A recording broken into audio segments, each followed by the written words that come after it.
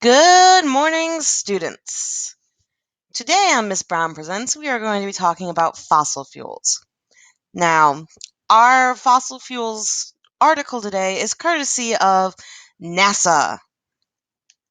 That is the National Aeronautics and Space Administration. They're the guys that shoot the rocket ships up in the outer space.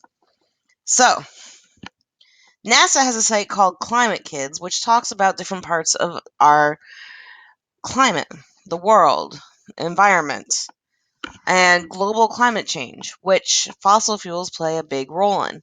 Now, before we start reading this article, I just want you to know the definition of a fossil fuel, which is a fuel, such as coal, oil, or natural gas, formed in the earth from plant or animal remains. I'll give you a second to write that down. Okay, so moving on. Fossil fuels, coal. All right, one of the one of the fossil fuels we're going to be talking about is coal. This was discovered around 4,000 years ago. Let me rephrase that. It was discovered around 4,000 years ago that coal was something that could be burnt. Or you could burn it to keep warm, to cook, and everybody at this point used wood, but now they had this strange rock that burned like a log, according to NASA. So, this was coal. All right, it's not actually a rock, it's coal. All right, this is the first time that humans used a fossil fuel, according to archaeologists. So 4,000 years ago. All right. Now, for many years, only certain places used coal. All right, they didn't have a good way of getting it out of the earth, so just only places where it could be found easily would use coal. China, Britain, places like that. The Romans liked to use it to heat the water for their public baths. But after the Roman Empire was gone, they kind of forgot about coal. Wasn't nearly as exciting during the Dark Ages. So, coal became popular though again in the 1200s, especially in London, England, because it was a good alternative to firewood, which was hard to find with the growing population. So this set up one of the most important events in human history. So coal led to steam engine. All right. So before the late 1600s, coal was mainly used for things like smelting and blacksmithing. So basically heating up ore out of the earth to get metals out of it and then making the metal into a sword or a pickaxe or something like that. They didn't really have factories. Everything was kind of made by hand. There were no machines. And then the steam engine comes along. All right. Coal led to the steam engine, which led to factories, trains, and ships. Now remember, they did have boats before then, but this is the first powered. All right, now you've got engine-powered ships, engine-powered trains, factories with machines powered by engines. All right, there were even cars that were used with coal, that used coal. And then this led to something called the Industrial Revolution,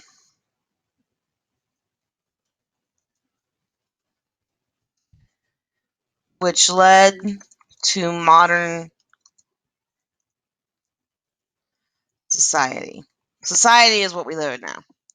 So coal allowed people to create and use steam engines, which allowed people to create factories, trains, and ships, which led to something called the Industrial Revolution, which started in Britain and basically was when machines started to be used much more in making things. So now they're using machines instead of making everything by hand. And because of that, because they had these machines that were powered by coal, that's what led to a lot of discoveries, new inventions, and eventually led into what we now know as the modern world. So without coal, it's unlikely that a lot of this stuff would have happened. Now,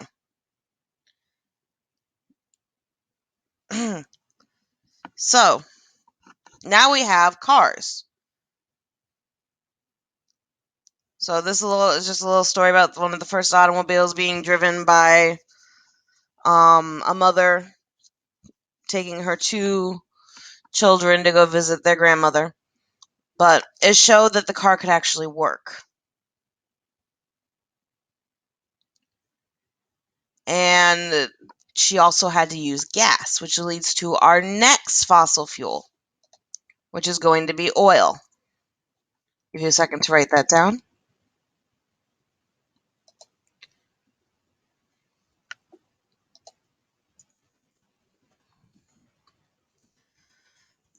All right. So for oil, petroleum is a liquid that comes from oil, which is what we put into our cars. So that's the gas we put into our cars. Like coal, it comes from things that were once alive. All right. So petroleum has had many different uses, but oil is used in something called the internal combustion engine. Now, I know you're probably thinking, Miss Brown, that sounds really, really complicated. But basically, it's the engine used in cars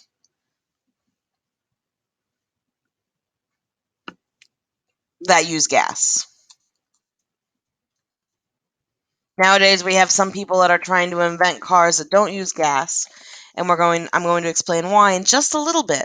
But for right now, so oil is used in the internal combustion engine, which is the engine used in cars that use gas.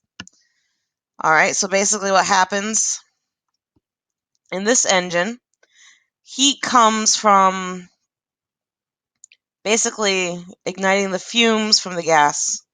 It's the vapors, the smoke, the air the gases that come off the gas ignites it, and the pressure moves the pistons, which moves the car.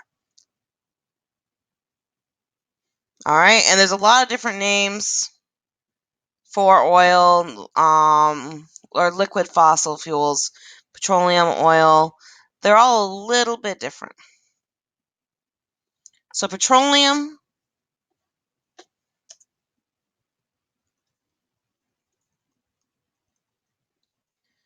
is the original liquid from the once living thing. So that's before we make it into something else. So it's called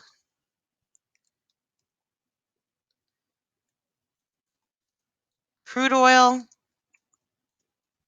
or just oil. So this is what you think of when you think of oil coming out of the ground. Like they have these big oil rigs in Texas, for example. My uncle actually works on one where they pump the crude oil or the petroleum out of the ground. Also, if you've ever seen oil spills on the news, especially in the ocean, that's going to be petroleum or crude oil. All right,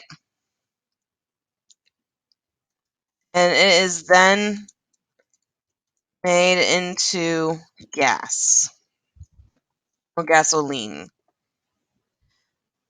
So you can't just take the oil from the oil field and just stick it in your car. You got to do some stuff to it first. And when you do that stuff to it, then it's called gasoline.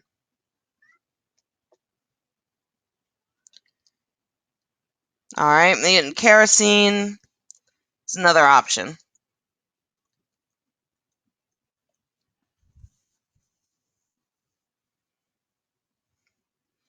All right, so this occurs in an oil refinery. So the oil that we take out of the ground, you can't use it right away. You got to make it into gasoline or kerosene before you can use it. That's just what that means. Give you a second to write that down.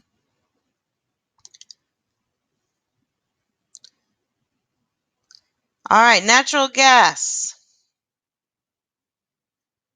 That's another type of fossil fuel. So we have coal, which is like a solid. We have oil, which is the liquid. And now we have natural gas, which is a... If you say gas, you are correct. All right, so people have known about this for a long time. All right. People in China used to use bamboo shoots to transport the natural gas to boil water. But it wasn't a major source of fuel. Nowadays, though, natural gas is used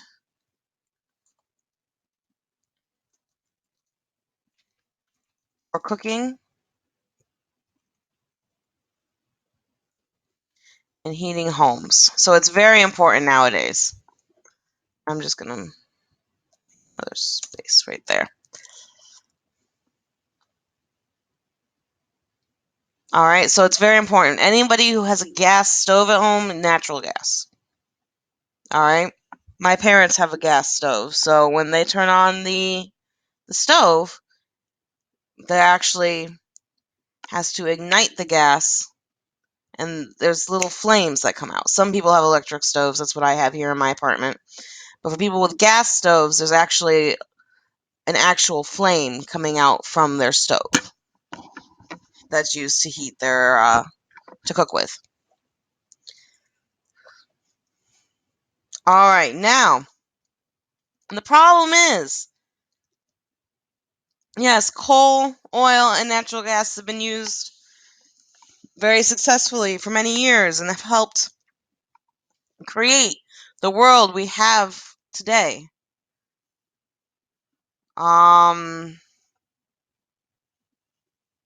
But the problem is, it's a non-renewable resource.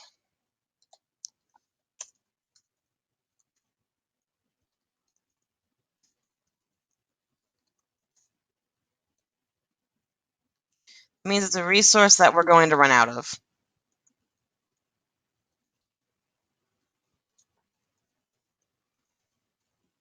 Also,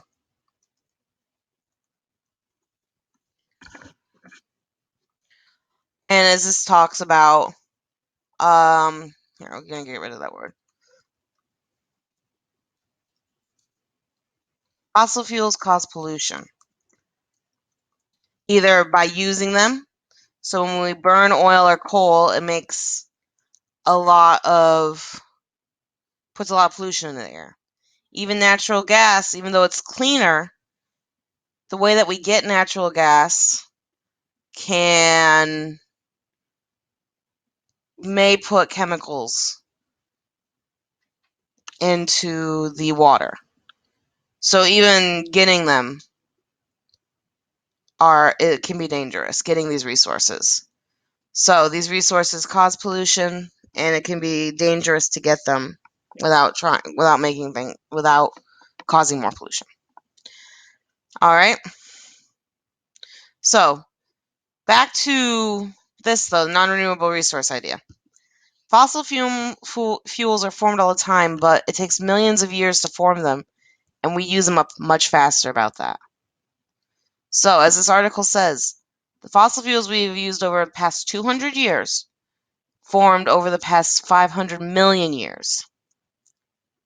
All right, and they say right here in the article, it's like we're taking a drain, we're draining a bathtub. You know how fast a bathtub can drain. And at the same time, we're just dropping drips of water into the bathtub. Even with the drips, the bathtub will empty up. And some scientists think that we're close to being halfway through all of our fossil fuels. We're not really sure how much is left because we're always finding new ways to get them. But eventually, there will be no more fossil fuels.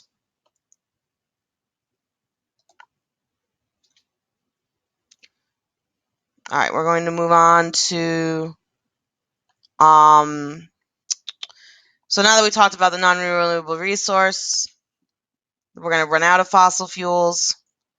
Now we're going to talk about the pollution aspect. If you want to, you can put this right here.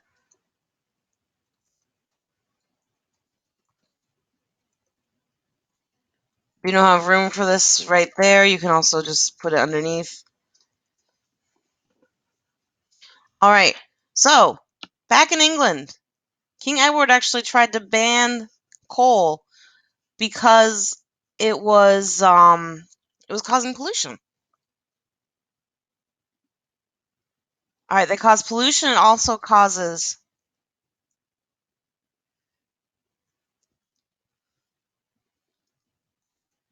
fossil fuels cause acid rain, which is rain with pollution in it that can destroy plants, animals, lakes, so much. It can cause sickness, cause people to be sick. And back in the day, way back in the day when the Industrial Revolution first started, it could even cause people and animals to die. And nowadays,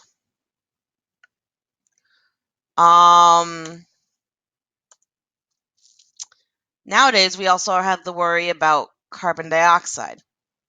So fossil fuels release something called carbon dioxide.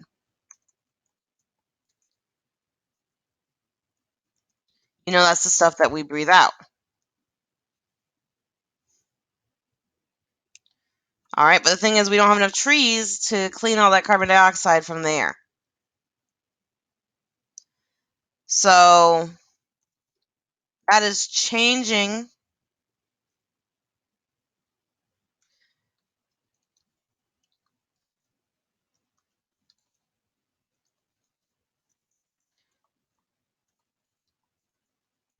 There's something called global warming. Scientists are afraid that all of this carbon dioxide is starting to make the planet warmer. And while you guys might be thinking it might be fun to have the planet be warmer, you know, not so cold in winter, it's not good for plants and animals. All right, we could have rising sea levels, flooding, worse weather.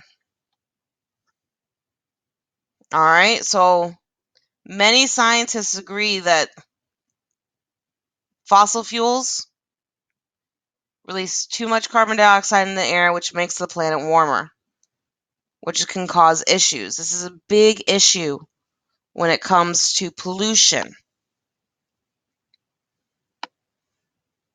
So, as great as fossil fuels are, they're making the environment worse.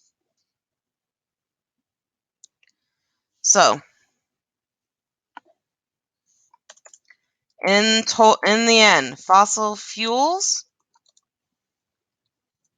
have allowed humans to make new inventions at the cost of pollution and damage to the environment.